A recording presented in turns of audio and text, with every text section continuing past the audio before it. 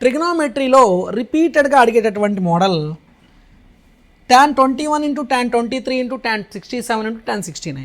ఈ కాన్సెప్ట్కి మీకు ఈ లాజిక్ గుర్తుంటే చాలు. a ప్లస్ బి 90 డిగ్రీస్ అయినప్పుడు tan a into tan b 1 అవుతుంది.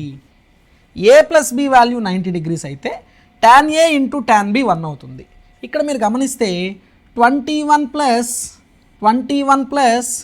69 90 అంటే tan 21 ఇంటూ tan 69 వాల్యూ 1 అవుతుంది.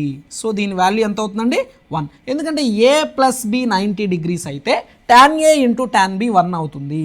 సో అంటే tan 21 ఇంటూ tan 69 1 అవుతుంది. In the same way 23 plus 67 కూడా 90ఏ కదా. అంటే tan 23 into tan 67 degrees value కూడా 1 అవుతుంది. దీని వాల్యూ కూడా 1 అవుతుంది. Finally 1 into 1 is equal to 1. B is the answer. Very very very important and రెగ్యులర్గా ట్రిగ్నామెట్రీ మీద అడిగే one of the important model.